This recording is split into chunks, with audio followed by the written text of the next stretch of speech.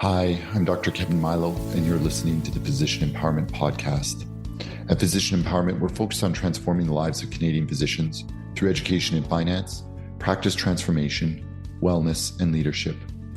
After you've listened to today's episode, I encourage you to visit us at phys.empowerment.ca, that's PHYS, empowerment.ca, to learn more about the many resources we have to help you make that change in your own life, practice, and personal finances. Now on to today's episode. So welcome everyone to this next very unique episode of our Physician Empowerment live webinar / podcast. And we're really fortunate to have a special guest that was not the original one that we scheduled. Rob Bankford, he's a good friend of mine. Unfortunately, he had a medical procedure done, so he had to bow out last minute. But I'm really privileged to have John Bromley to join us. And John came from a very unique background. And so a little bit of that, and then I'll introduce him. And he grew up in a family that his dad is a pioneer charity lawyer when there was no such thing way back. And then he went to do investment banking. So he thought investment banking, this most revered financial services, people make lots of money. I actually have a niece, her husband is one of those in Australia. Just, they always fly first class. But then this guy went at 180 and went well the other way to do charity, right? And then he launched a DA for everyone, donor assisted advice funds, right?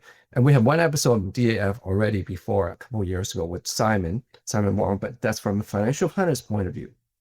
And I've always been bullish in giving, in charitable giving. And our topic is tax smart strategic giving, right? From your nice intention to make it impact even more because you got a few coins back. That's incentive blessed by the government, and you can impact more in whatever causes we believe in, right? So I tell people, I know three groups of people. Group one, people who would give because they love to give. They're just generous, right?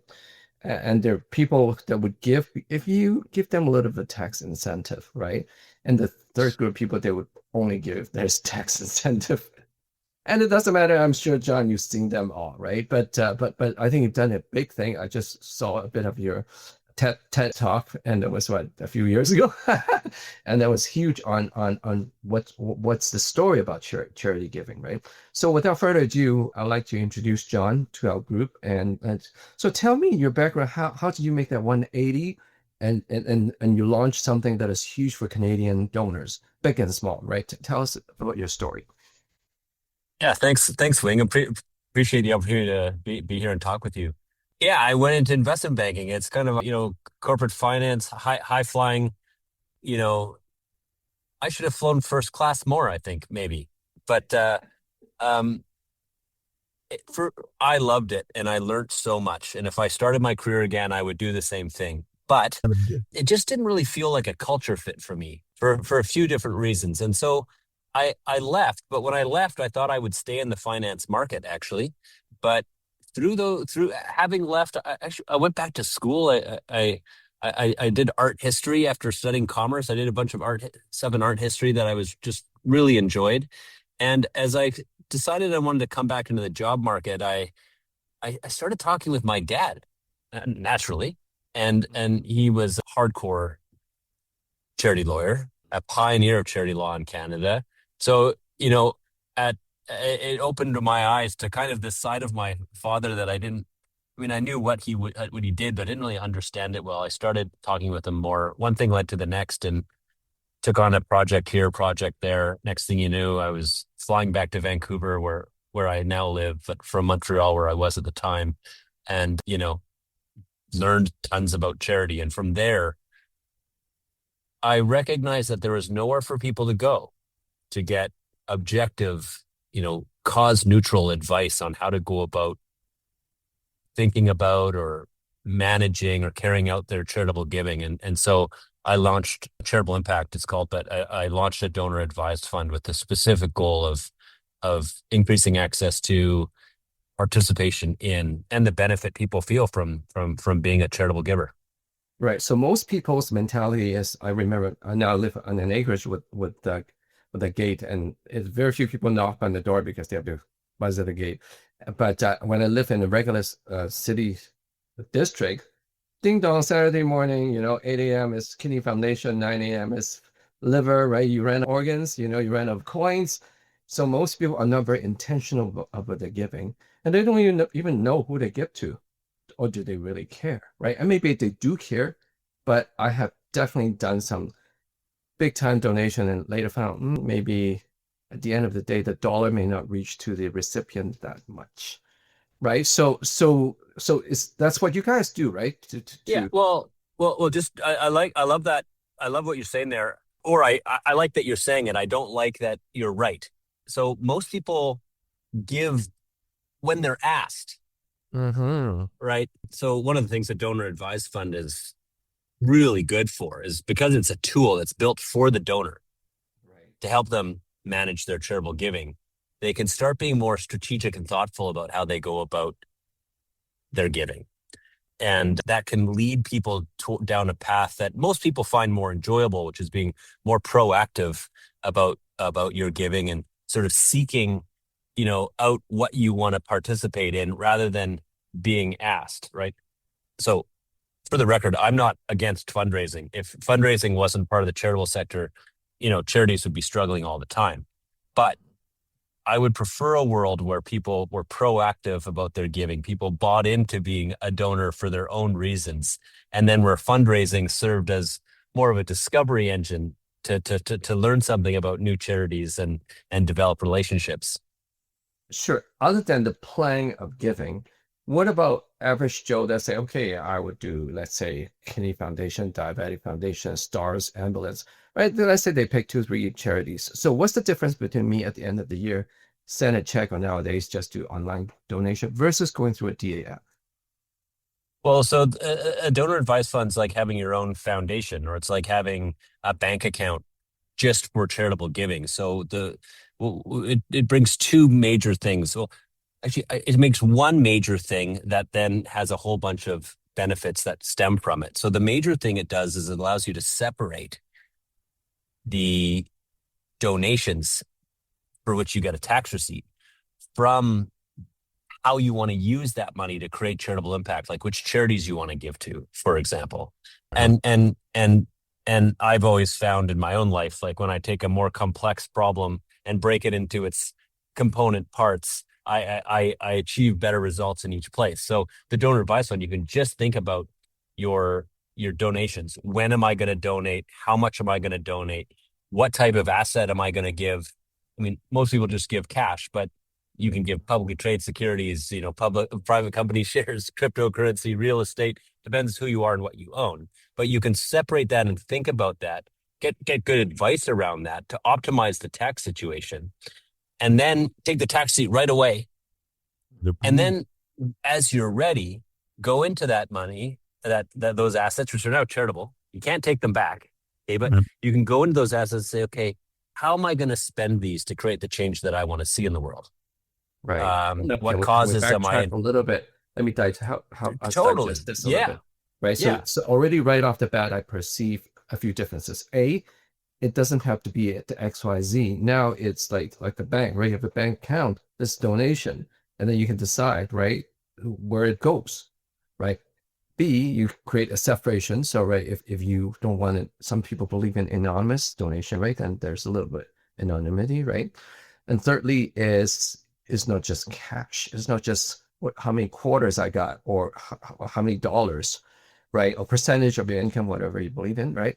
Is actually you can donate what you're saying. Kind of we're digging into that a little bit, right? Yeah. And then you get the tax write-off right now, and then there might be some growth within that little piggy bank account, right? That you can make investments. You can funds in a donor advised fund can be invested, for growth and tax-free growth, because charities are tax exempt. So so basically it's a tool where you can,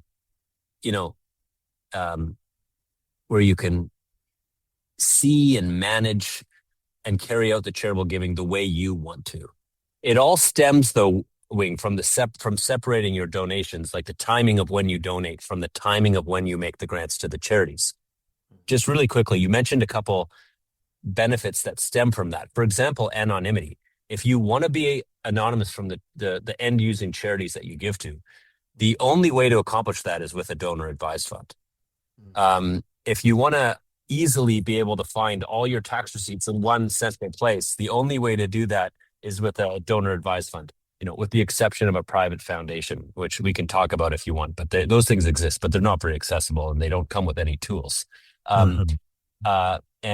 And so, for example, like if you sort of said, hey, what charities did I give to 3 years ago? Oh, 2 years ago? How has my giving trended over time? The donor advised fund captures all of your giving data so you can learn from it and make better decisions going forward. It's the only tool that exists for donors that's accessible to anybody. Mm-hmm. So let's go back to the asset class. So it's not just cash. So you threw a bunch of names and already caught my attention, I'm sure everybody else's. What you can donate in kind, public securities, real estate, really, life insurance, a death benefit. Can you unpack that for us a little bit? Sure. So first of all, any registered charity can accept non-cash donations. The question is whether they know how to facilitate them easily. So a donor advised fund will have more expertise and experience in how to make that easy for you. So yeah, I mean, the other thing to note is not all donor advised funds are built the same. In concept, they're all the same, but what policies a donor advised fund has is up to that donor advised fund. So at the donor advised fund that I started, which is called Charitable Impact, you can donate cash, you can donate publicly traded securities, you can donate private company shares, you can donate life insurance, you can donate crypto, you could give us real estate, you could even give us art. I was joking with you earlier, Wing, that you could give us art, but like if your nephew drew it and their name's not Van Gogh, then we might not take it. But what's important is that, so it's really important to understand you can give non-cash donations, and that the tax receipt is issued at the date of donation for the fair market value of the asset at the time of donation. And then that's when your tax receipt is issued. Same thing works with a credit card, by the way. It's just that you don't have to go through a valuation process because you know how much cash is worth. And then that asset sits in the donor advised fund, and it could be maintained there. So it could be maintained to continue to grow. Well, it can also shrink depending on what's happening with markets. And then you monetize that. So it depends on, like, if publicly traded securities, you're probably gonna, sell some. On a private company share, there's probably a dividend attached to it. If it was real estate, you might have income coming in from rent or other things. And so that monetization now comes into the donor advised fund as cash, and then you can give the cash away to any qualified donee, which is an umbrella term for any registered charity or other type of entity that can accept charitable dollars. So yeah, so you gave me a math example. Maybe we should do that. Let's say you have easy math, right? $100 of XYZ stocks you want to donate. You sell it and you donate it, versus you donate the $100 stock. What's the difference tax-wise? Well, so cash, you've already, in most cases, you've paid tax on it, right? So maybe it's income that you earned, or maybe it's a publicly traded security that you sold that turned into cash. So, take the example of the publicly traded security. If you had, a security that you sold for cash, you would trigger capital gains, right? On which you would pay the capital gains tax, and then you'd be left with a smaller amount of cash, which you could give away. So if you gave the publicly traded security to the charity, there's a rule in Canada that's been around for a long time, since the early 2000s, it's been law, that the capital gains sort of go to zero. If you give the security directly to the charity in kind. It has to be transferred in kind, in specie, okay? So, right. But then the capital gains are eliminated. And so that whole capital gains tax, when it's at zero, there's margin there. And that margin means you have more money to give away to charity. Or another way to look at this, the same math, is that the donation costs you less. One quick thing, Wing, you kind of go, oh, well, I don't donate for tax reasons. Great. Awesome. I mean, if you don't, thank you. That's great. But if you're in the charity world, you might as well maximize your tax efficiency because it doesn't cost the charity sector anything. Right. It costs the government of Canada something, but it doesn't cost the charity sector anything. So when you maximize your tax efficiency, you have more impact for less cost to yourself, and that's cool and fun. Mm-hmm. And so if you donate that same $100 as in kind, right? Like you donate it, then you get because you're at fair market value, right? So then you get a bigger donation versus you cash it, you pay the tax, right? Right. Right. So for people who are in a high tax bracket, which is most of our listeners, physicians, incorporated health professionals, small business owners in Canada, right? So everybody's stuck 30, 40, 55, up to 53% in Ontario, right? And there are people who are stuck up there, right? So the higher the marginal rate, the higher that incentive would be. Yeah. And when you have to pay someone to live in a country like Canada. So when you pay the government, they get to choose how the money's spent. When you pay charity, when you pay philanthropy, you get to decide how that money's spent. Now, it has to be within the, what's charitable at law. But I mean, religion, education, health, poverty relief, the environment, art, theater, like the probability that your charitable, your interests, your community-centered public benefit interests aren't charitable is very close to no. So you can't donate and buy yourself a Ferrari, right? But the things that you're interested in life are almost certainly to be charitable. So you can pick and choose that stuff, and you can get involved with your money and get involved with your time and your talents. And a lot of people find a lot of fun and meaning and meet friends and all sorts of important stuff in life by participating that way.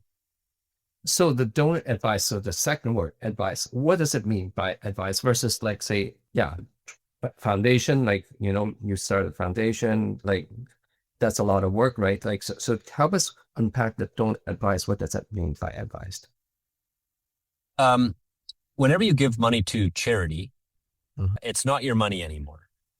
So if you give the money straight to the hospital or to your church or to your university, you'll donate it, you'll get your tax sheet, you'll never see that money again. And you won't be able to direct it at all, generally speaking. That's the one extreme. On the other extreme, you have a private foundation. Yeah. The same rules apply. You donate to your private foundation, it's still not your money anymore. It's at law, it's not yours. But you control that entity by virtue of being on the board. Okay? So it's still, a private foundation is still donor advised. It's more control to it because you're literally on the board of directors, or for example, and so you have decision-making control over what happens.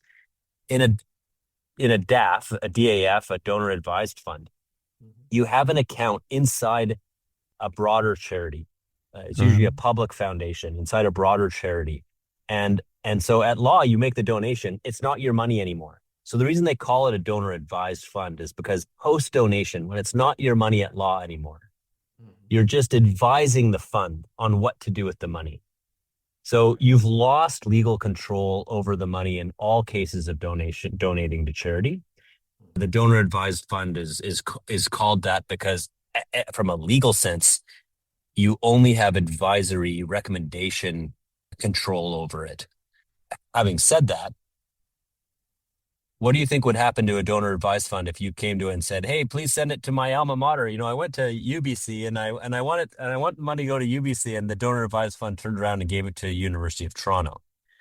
You probably wouldn't use them anymore, and you tell all your friends and no one else would use them. And so donor advised funds at law do control the money, but the reality of it is that the donors wishes are almost always going to be, I've never seen a donor's wishes not honored when they recommend that the money gets given to a compliant organization that's still registered with CRA. Right. They just have to be registered, right? You cannot just give it to XYZ who has to do something on their own, right? So there's rules to everything in life, and in the charity world, once the tax deed's been issued, the money has to be used for charitable purposes, and if it moves between organizations, it has to move between organizations the Income Tax Act calls qualified donees, the biggest category of qualified donees is registered charities. Right. So what about if we think about this across one generation, right? So you got a bunch of assets, we pass on to the next generation. So how does the DAF work versus just a simple will, right? Well, so your will is your document to say what happens to what you own, when you die, right? And so you can use your will to give money to charity, and you could pass assets into charity from your will. If you used a donor advised fund, and I mean, if you guys are all doctors, maybe you have the secret to, not dying. Okay. But No, we haven't. not yet. Okay. But so what happens to your funds and your donor advised funds, when you pass, when you die? It depends on the policy of the donor advised fund, but there's generally three things that should be able to happen, and all happen at Charitable Impact if that's your recommendation. One is you can say, when I die, please send it to this list of charities, right? Another thing that happens is you can say, hey, I'd like my wife or my best friend or this person, my lawyer, my whatever, to take over my donor advised fund. So you can appoint another person to take it over. The last thing you can do is you could say, send the money in my donor advised fund to this other user of the donor advised fund. So for example, I've got two children. They're both teenagers. I give them a charitable allowance, every month. So they each have donor advised funds, and I have my own, and I fund their donor advised funds from my donor advised fund. But if I were to get hit by a bus and one of you guys couldn't save me, I would say, look, I want, my wife to take over my account, and I want a certain amount of the money or asset value in my account to go to this account, which is owned by or governed by this child of mine and or that child of mine. So the only thing that can't happen is that you can't, once you've donated money, you can't get it back. Mm-hmm.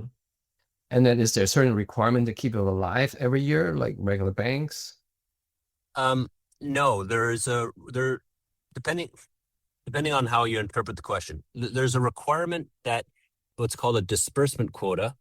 It's the quota of how much you have to disperse from a registered charity. That number in Canada is now 5%.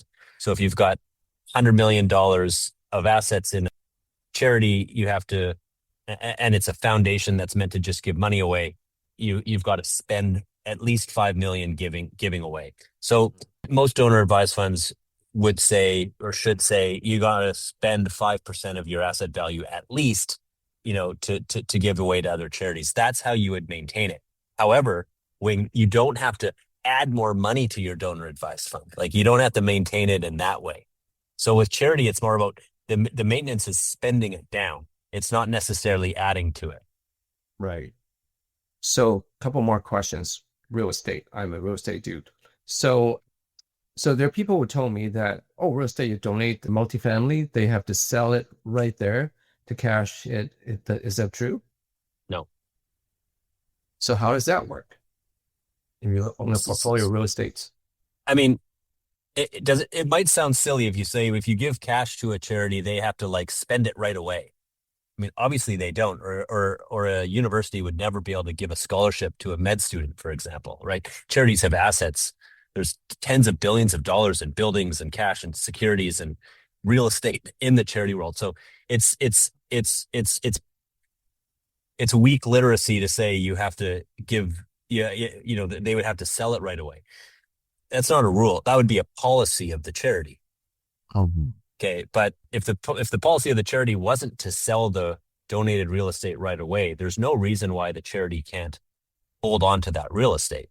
Then who runs it? Who decides tenants, vacancies on that?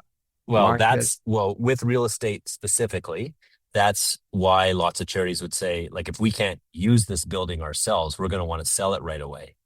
A donor advised fund, at least a modern, more sophisticated one, would probably come alongside and say, well, what are your recommendations as the donor? What do you want to see happen? And then are we willing to facilitate that? The rule should generally be that the donor can't run the building, but if they agree to have a management company run the building and the rent, for example, gets paid into the donor advised fund, net of expenses, Nothing wrong with that. So yeah, I mean, you can donate real estate. Charities can hold real estate. The question is the charity willing to? A donor advised fund would consider it for sure. Charitable impact would definitely consider it, and we've done it before.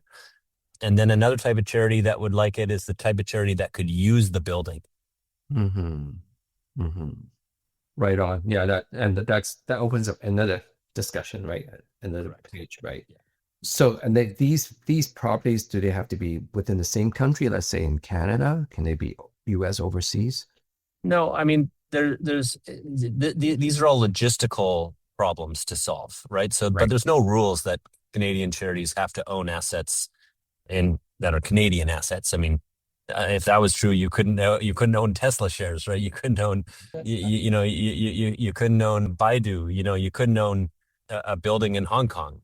There's no rules against that, but the pragmatics of that are serious and have to be considered. Mm-hmm. Right, of course.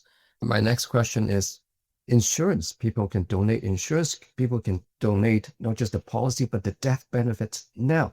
Like, this is brand new to me. It's a small pop in my brain called brain decompression, mind explosion, small pop.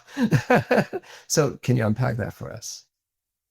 So yeah, I mean, but life insurance is different than real estate. Life insurance is different than cryptocurrency, but donations always work the same. So meaning, like, when the asset is donated, what are you giving up full legal control of it? The answer has to be yes. And two, what's the fair market value of it at the time of donation? Because that dictates the value of the tax receipt that goes to the donor. So life insurance, what's it worth? That's the only question. Where life insurance gets a bit more complicated is if there's still premiums that need to be paid for it. If it's not fully paid up, there's premiums that have to be paid. The charity either has to be willing to take on the risk to pay that premium themselves, or have enough trust and faith in the donor that they will continue to donate to them on an annual basis so they can pay the premiums. But if that trust is there, there's no reason it can't happen. And at charitable impact, it happens all the time. Mm-hmm. Right. So that therefore is the fair market value, which is the cash surrender value, CSV, right, of the policies. Right. But then they also would grow tax-free, right? So then those proceeds would eventually get and then impacted, right? Yeah. And then the death benefit would get paid out after your death. And, and then we'll go back to your earlier question about what happens after I die. You take that answer and you'd fill it in and say, okay, well, after my life insurance gets paid into my donor advised fund, here's what I'd like to have happen with it. Yeah. Okay. Yeah. So now this is a very new topic to most people. I talk to most people, they have never heard of a DAF. Most planners haven't heard of it that I know of. Right. So it's a new thing. That's why I'm grateful, Wing, to you asking these types of questions, because if more donors who are serious about charitable giving or serious about tax planning and looked at the charitable sector for tax planning, the donor advised fund is unquestionably has to be on the list of what you're looking at. I mean, you only have three choices. You either start a private foundation, which is a pain in the butt, frankly. You use a donor advised fund, or you give the money directly to the charities for them to use immediately. All three of those are totally fine. The tax receipt you're going to get, generally speaking, is the same. It is the same. But your relationship to the assets after you give only really exists in the private foundation and the donor advised fund. So if you want to, for example, make a large donation, the DAF or the private foundation is the only option.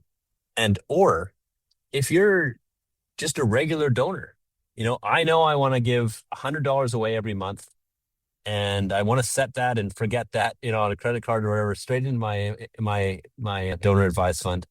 We call it an impact account at Charitable Impact. Straight into my impact account. And then I'm going to come back to that account as that money builds up when I'm ready, or when I feel compelled to give to an organization I believe in, right? So donor advised funds are not just for wealthy donors. In my opinion, they're for all Canadians. So let's say that example, I want to donate $100 a month. So do I have any control how that asset would grow? or is the DF controlling how it's going to grow?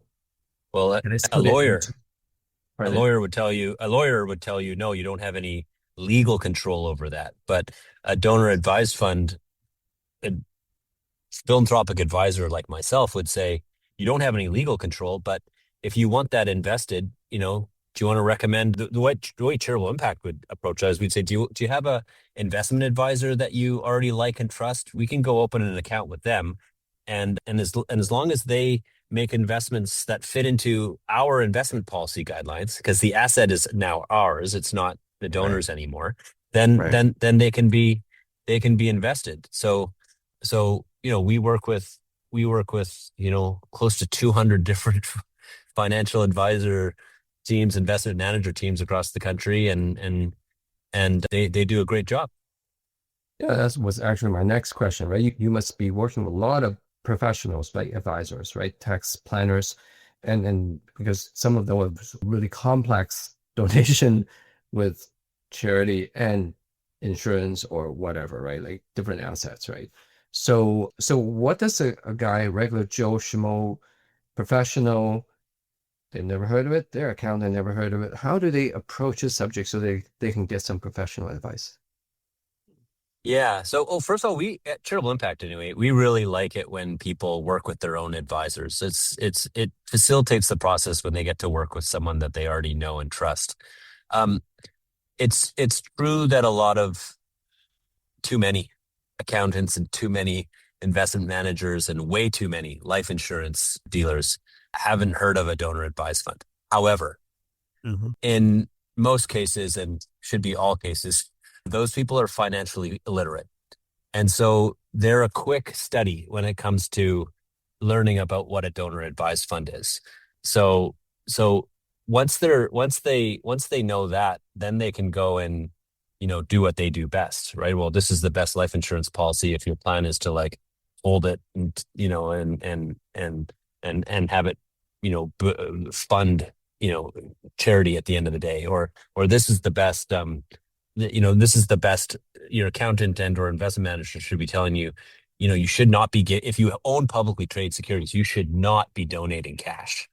I mean, if your accountant's not telling you that, it might be because they're not thinking that you're charitable. But if your accountant doesn't know that, I don't know, maybe look for a different accountant. Maybe I shouldn't say that. I don't know. Well, we come across that we're educational platform, right? So every time we introduce a new concept, and same thing, people, the advisors may not know, right? And so that's why we're here for peer empowerment. And what's Yeah. the empowerment? To empower you to Yeah. ask smarter questions. You know what's interesting, Wing, and it's consistent with what you're saying. So when you look into some research stats on something like 85, 90% of high net worth individuals would want to have a financial conversation with the financial professionals in their life. Like they would want to have a charitable giving conversation with them, but only 6% get it. And so my advice to people listening to this is be proactive with your accountant and your investment manager. Say, hey, charitable giving is important to me, or charitable giving something I think I should be looking at to become more tax efficient. And in my experience, those people will go, holy macro, I gotta go study this real quick because I don't want to, look like an idiot in front of my client, right? And they've got the financial literacy so they can learn it quickly.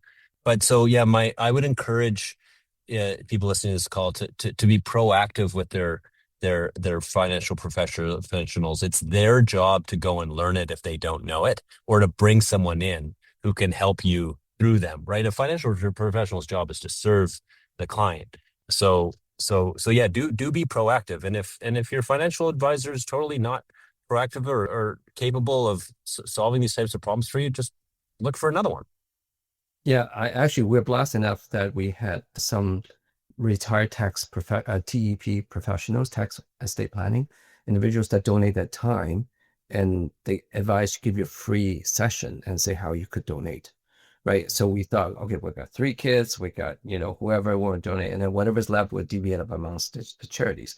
But through their advice, we treated the charities as the 4th kid and there's a win-win for everyone. And that was, wow, that's such a cool exercise to go through. Yeah. Right? That's awesome. So if Every- that fourth kid was a donor advised fund wing, you'd be able to put all your assets there, centralize it all, and then be really thoughtful over time about how you want to use those assets, those now charitable assets, to create whatever impact you want to create, right? It's up to you. And that's independent of the kids saying, I don't know what mom and dad want, I don't want to deal with that, right? So then you have a surrogate entity, right, to make that decision.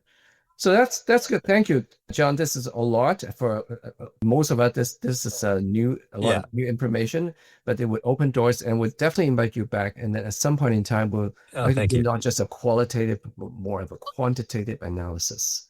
Do that. How high tax bracket, I won't say high tax bracket professionals, incorporated ones or non-incorporated ones, whether they want to donate personally, professionally. What does that impact look like, right? And how would that fit into to stretch the dollar better, right? So, yeah. So love it, and thank you for putting the topic on the table. Your proactivity there is hopefully helpful to everyone listening.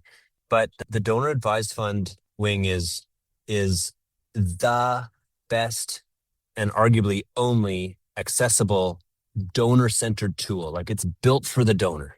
Right. And then what you fill it up with should come from advice, and from your investment manager or whatever.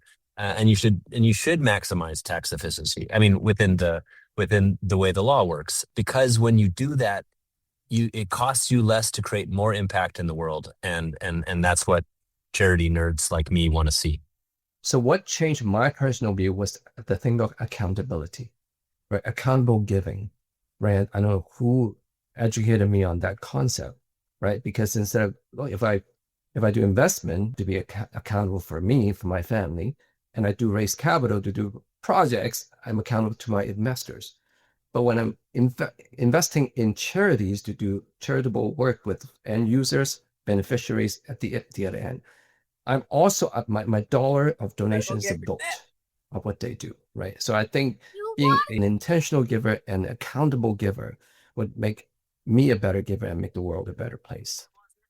So, Wing, we could talk all day, and I gotta let you guys go, I'm sure. Yes. But let me just say one thing there, and again, just to promote the donor advised fund. I mean, whether you're interested in working with Charitable Impact or any other donor advised fund in the country, that accountability question, particularly on the side of like, are the charities I'm giving to good? That's a question that you should ask yourself for sure. Very important question. But it should not prevent you from getting involved with donating. And the donor advised fund is that intermediary between the two. So you can get donating now, take because you want to, or to take advantage of tax this year instead of waiting till next year. And then post donation, look at that and figure out which entities you're most comfortable giving to. Right. Yeah. Awesome. That's great perspective. We're going to end there. Thank you very much, John, again, for your time and your wisdom and your passion and your knowledge. Thank you so much for listening to the Position Empowerment Podcast. If you're ready to take those next steps in transforming your practice, finances, or personal well-being, then come and join us at phisempowerment.ca, PHYS empowerment.ca, to learn more about how we can help. If today's episode resonated with you, I'd really appreciate it if you would share our podcast with a colleague or friend, and head over to Apple Podcasts to give us a 5-star rating and review. If you've got feedback, questions, or suggestions for future episode topics, we'd love to hear from you. If you want to join us and be interviewed and share some of your story, we'd absolutely love that as well.